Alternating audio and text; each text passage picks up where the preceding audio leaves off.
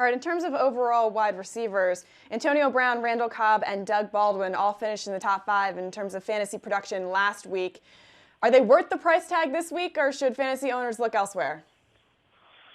I've been very hesitant to build a lineup with Brown in it. He's 9,600. If you look at dollars per team point, he's off the charts expensive. I mean, it's crazy to really expect, I don't know, the 20-plus points every single week from Brown. So I'm kind of staying away from Brown for this weekend.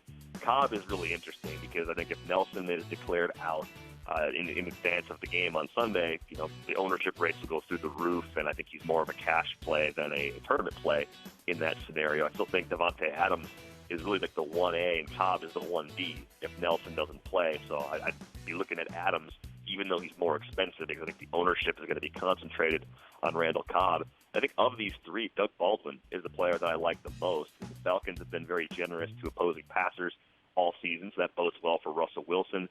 And when Russell Wilson airs it out in the games where he throws for a ton of yards, Doug Baldwin usually goes off in those spots. So I think this is a really nice spot for the Seattle passing game, and Doug Baldwin in particular. Even though he's his most expensive, he's been all season, just over $8,000 this week. I think Doug Baldwin is actually the best of that trio, dollar for dollar this week. Why is Tyreek Hill only priced at $5,500?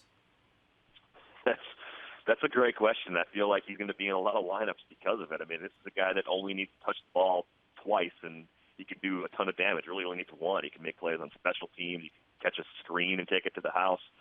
Certainly a dynamic weapon, and a player that Andy Reid has found a lot of great ways to use. The Chiefs as a stack entirely, I mean, are very affordable. If you had any belief in the Chiefs putting up 28 or 31 points and doing it by throwing the ball for 3 TDs, you could have Tyreek Hill and Macklin and Travis Kelce. I mean, Macklin's 4,300, Hill's 5,500, and Kelce's 6,100. That's about as cheap as it gets stack-wise. And again, that'd be more of a tournament sort of play, I think, than anything else. But yeah, it's bizarre based on how talented Tyreek Hill is that he's that cheap. I think he'd cost closer to $7,000 based on what we've seen so far. Mm-hmm. Any other surprises in pricing you see where you could grab a player that really would be a steal for fantasy owners this week?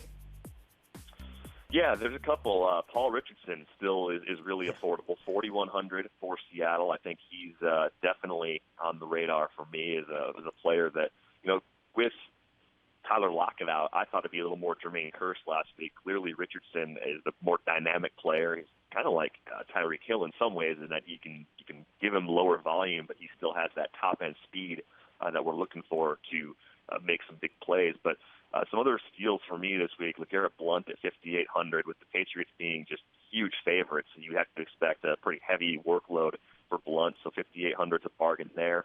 Devontae Freeman, $5,900. I think everyone fears the Seattle defense, and for good reason. They're a good defense, but I think for a player like Freeman, who can be a 3-down back even when Tevin Coleman's healthy, he's going to catch the passes. You get the full point per reception on DraftKings. $5,900 is a bargain for Freeman based on the over-under in that game.